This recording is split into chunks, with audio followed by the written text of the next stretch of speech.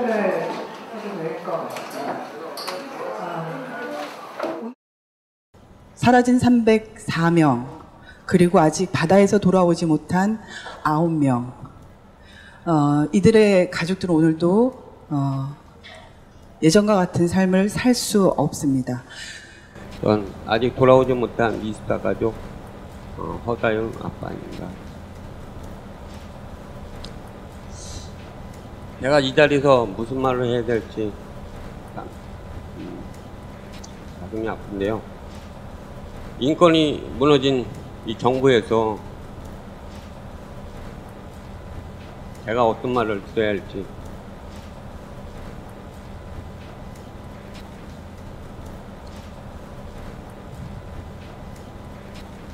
여러분들이 인권이 뭐라고 생각하십니까? 304명을 몰살시키고 물에 수상시킨 이 정부에 과연 인권이 존재한다고 생각하십니까? 범죄자를 지키는 이 정부에 어떤 인권이 필요하다고 생각하십니까? 선량한 서민 앞에 인권은 무너졌습니다. 세월호 인양 없이는 그 어떤 인권도 이 나라에서는 존재하지 않을 거라고 믿습니다.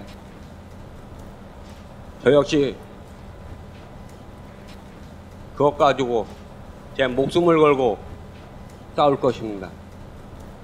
하지만 할 수 없는 것은 제 아이가 그 바닷속에 아직 있다는 것입니다.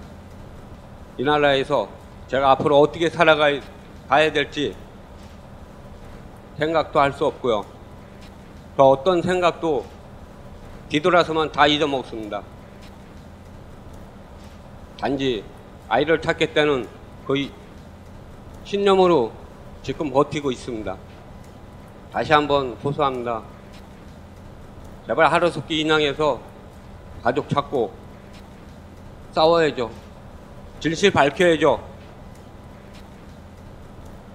이 억장이 무너지는 가슴 이한 풀어주셔야죠. 제 목숨 걸고 여러분과 함께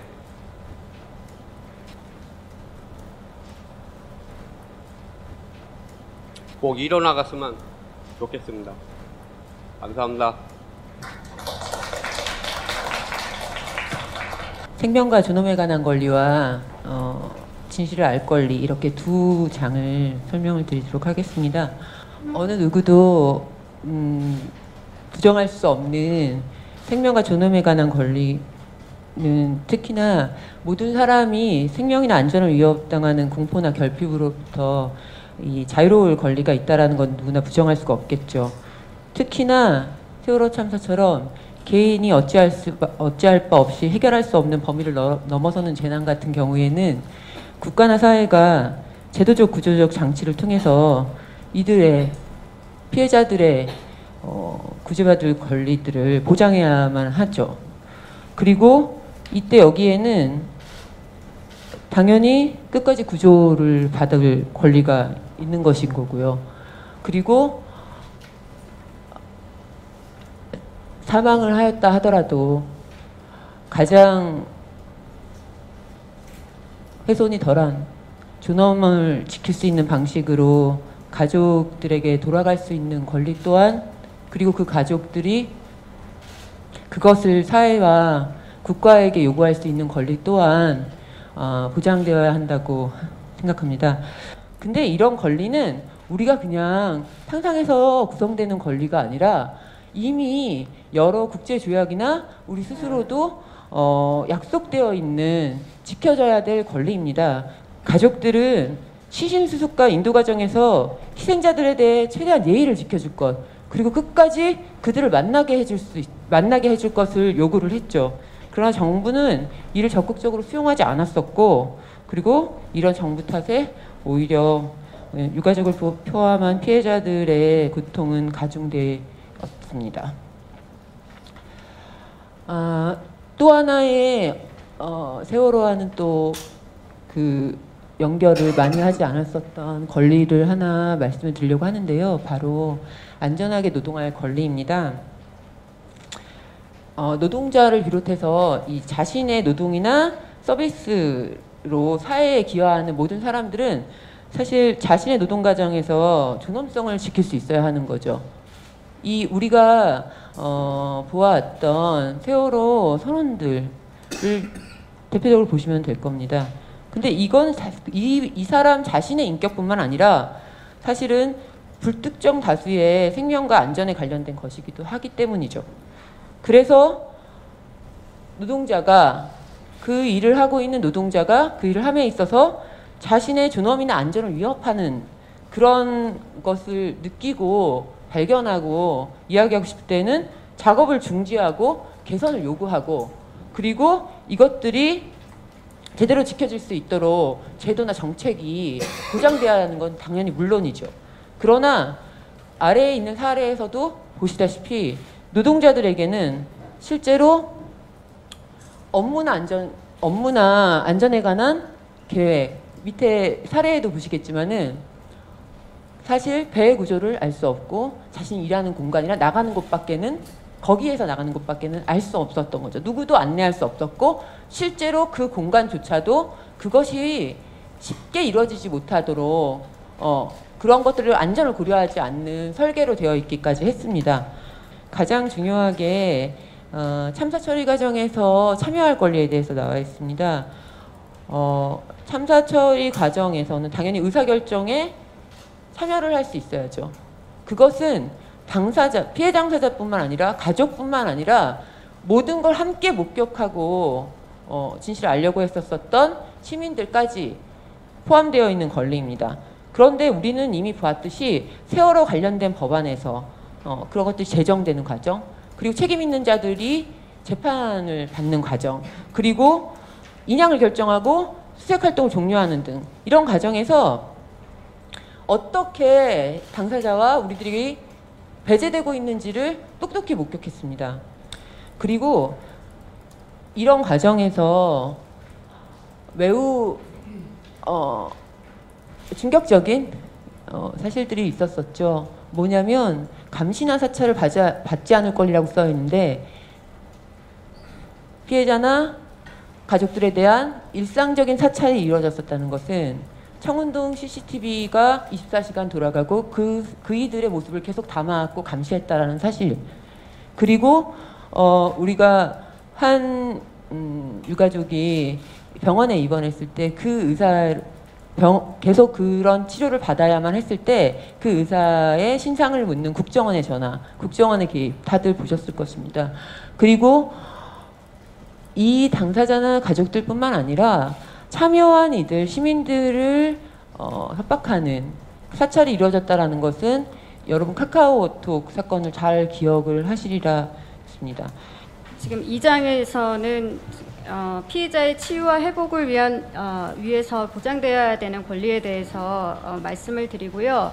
이를 위해서 이제 정부가 제공하고 있는 조치나 지원이 가진 문제점을 짚고자 합니다. 우선 보실 부분은요, 그 경제적 지원에 관한 부분입니다. 그 참사 피해자들은 그 현재 그 신체적 심리적 후유증을 겪음으로써 그 경제 활동조차 불가능한 상태에 놓여 있습니다. 그 진상규명을 위한 활동에 집중을 하시면서 생계 수입이 자연스럽게 줄었고요.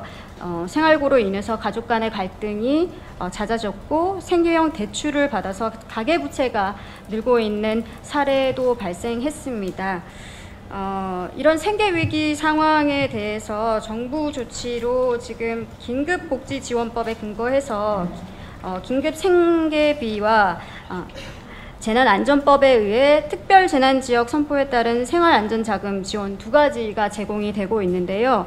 그 해당 지원금은 참사가 발생하고 나서 1개월 후에나, 그러니까 한 달 후에나 이제 제공이 되었고, 그 밖에 교육세, 지방세 감면 혜택, 그리고 긴급 생필품 지원, 긴급 도시락 지원 서비스가 제공됐습니다. 하지만 그 여기에 많은 그 정부의 지원에 많은 문제점이 드러났습니다. 가령 그 시신 수습 활동에 참여했던 민간 잠수사들의 경우 25분 중에 7분이 사실상 생업을 포기한 상태인데요. 그 이 골개사와 같은 심각한 질환이 발병이 돼서 잠수를 할 수 없는 상태에 이르렀고, 현재는 이제 장기적으로 실직 상태를 감수하거나 다른 직종의 일을 구해야 하는 상황에 있습니다. 또 한 가지 그 중요한 문제는 실제로 피해자들의 지원이라는 것은 피해자한테 직접적으로 영향을 주기 때문에 그 지원을 설계함에 있어서 피해자의 그 참여가 절대적으로 보장이 되어야 되는데, 정부가 발표한 지원 계획에는 사실상 그 피해자와의 사전 논의가 전혀 없었던 것으로 드러났습니다.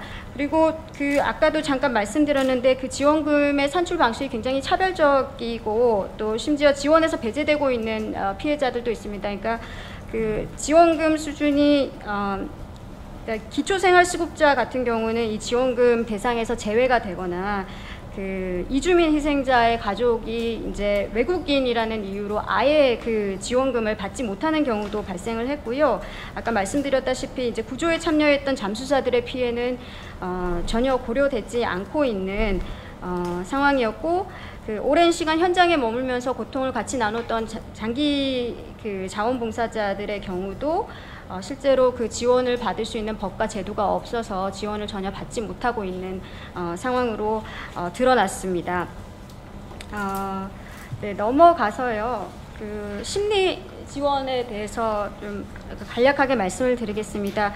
그 피해자들은 그 참사 이후에 그 대인 기피나 불안감 그리고 고립감과 같은 그 일상생활에 지장을 주는 심각한 그 외상을 겪고 있는 것으로 드러났습니다.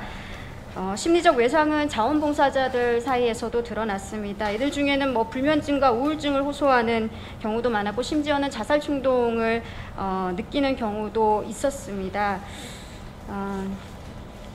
그리고 또 좀 강조드리고 싶은 것은 그 미수습 희생 가족들의 경우에 장기간 진도에 이제 체류를 하시면서 그 가족을 찾지 못하는 고통과 더불어서 그 수색 과정 전 단계에서 제대로 된 정보를 제공받지 못하고 충분히 조력을 받지 못함으로써 아주 심각한 고립감에 시달린 것으로 드러났습니다. 공동체 회복에 대해서 간략하게 말씀을 드리면, 그 참사 이후에 피해자들이 이제 속한 공동체가 굉장히 급속도로 무너져 내리는 것을 이제 경험을 하셨는데요.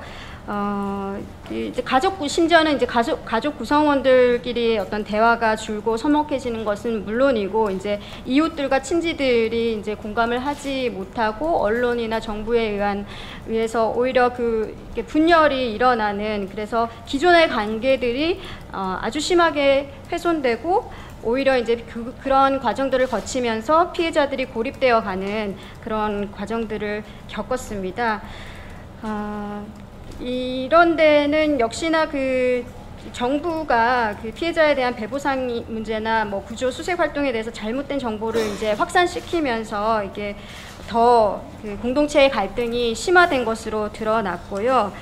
이 참사를 기억하는 것은 재발 방지를 위해서 재발 방지를 위한 제도 개선을 위해서 아주 중요한 권리라고 볼 수가 있겠습니다. 권리이자 의무라고 이야기할 수 있을 텐데요.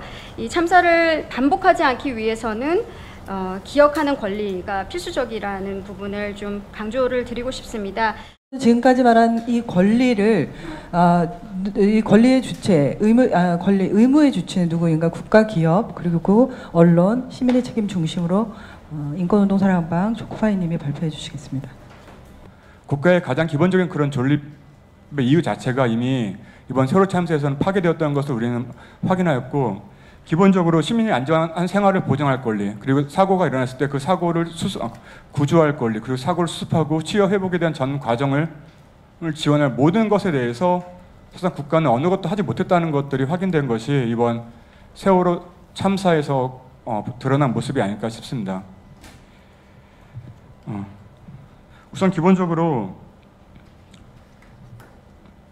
정부는 안전을 보장할 책임을 다하기는커녕 선박 연한을 늘리는 등 안전과 관련된 각종 규제를 완화함으로써 어떠한 사고도 일어날 수 있는 구조를 만드는 데 적극적으로 관여했다는 것들이 이번에 확인이 되었던 부분이 있습니다.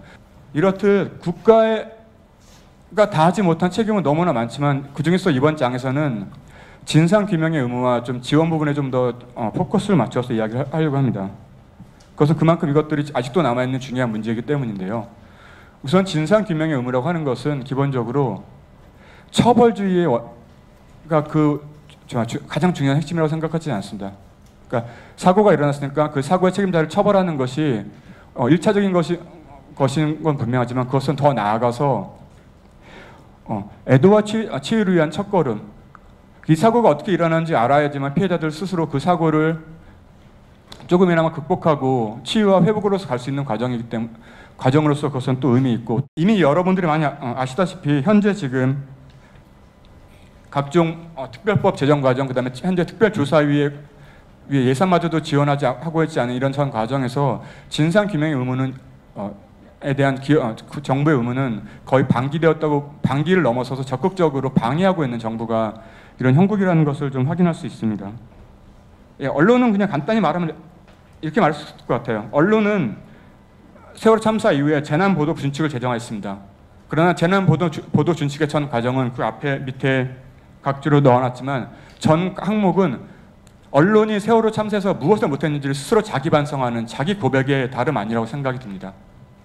아까도 이미 나왔지만은 부정확한 정보, 전원 구조라는 부정확한 정보들을 확산함으로써 피해자들의 심리적 외상을 강화하였고, 더 나아가서는 초기 대처를 피해자들이 준비할 수 있는 그런 것들을 막을 수 없습니다. 그 다음에 피해자 심리적 안전과 사생활을 방해했던 언론인을 위한 국제센터에서 제정한 재앙과 분쟁 보도의 원칙에서 가장 중요한 것은 침착할 것, 분명하고 정확하고 같이 아파할 것, 상황을 악화시키거나 공황을 유발할 수 있는 언어를 피할 것이라는 언론의 책무를 명시하였습니다. 언론은 이 세월호 참사를 가엾은 학생들 죽은 사건으로 단순함으로써 이 사건의 다양한 피해자들 제대로 드러내지 못한 책임 또한 언론에게 있습니다. 언론은 이 사건의 다양한 측면들을 드러내지도 못했을 뿐만 아니라 있는 피해자들에게도 더 많은 편견과 모욕, 혐오의 발언들을 듣게 되는 어떤 그런 계기를 제공한 책임을 언론은 결코 피해갈 수 없을 것 같습니다. 세월호 참사는 우리 모두에게 낯선 경험이었을 겁니다. 이번에 메르스 사태를 겪으면서 많은 이들이 세월호 참사를 떠올렸습니다. 너무나 비슷한 정부의 대응이었습니다. 그러나 실제로 이런 참사를 막기 위해 우리 사회가 갖추어야 할 역량은 경우에 따라서 다릅니다. 메르스와 세월호를 똑같은 역량으로 대응할 수는 없죠. 하지만 그런 역량을 갖추기 위한 사회가 갖추어야 할 가치는 하나입니다. 인간의 존엄입니다. 어떤 경우에도 인간의 존엄을 우선시할 줄 아는, 생명이 무엇보다 소중하다고 여길 줄 알고 모든 제도와 정책이 그것을 향해 있다고 믿을 수 있는 사회는 아무리 낯선 참사를 겪더라도 그 참사를 빨리 끝낼 수 있습니다. 이 인권실태조사 보고서가 이야기하듯이 아직도 끝나지 않은 이 참사의 경험을 우리 힘으로 바꾸어 가자는 제안입니다. 정부가 해야 할 것이 너무 많습니다. 책임을 물어야 할 것이 많습니다. 진상규명을 해야 하고 책임자 처벌을 해야 합니다. 그것은 정의를 세우기 위한 시작입니다. 피해자에 대한 배상과 보상도 이루어져야 합니다. 그리고 우리 모두의 치유를 위한 지원도 필요합니다. 그러나 그것을 하도록 하기 위해 우리 스스로 해야 할 것이 있습니다. 이 인권의 기록들에서 우리가 확인한 빼앗긴 권리들, 우리 스스로 다시 선언하자는 것입니다. 우리가 인간의 존엄을 위해서 서로에게 어떤 권리를 보장할 것이며 나 스스로 어떤 권리를 지키고 누릴 것인지 말하기 시작하는 것이 필요한 때라고 생각합니다. 오늘 이 실태조사 보고가 작은 힘이라도 돼서 이 사회가 더 이상 비용으로 인양을 내게 하고, 그리고 미수습자들의 문제를 그렇게 함부로 다루지 않는 그런 계기가 되기를 다시 한번 바라봅니다. 고발 뉴스는 더 뛰고 싶습니다. 정기구독 후원 회원이 되어주십시오. 신청은 www.gobalnews.com에서 받습니다.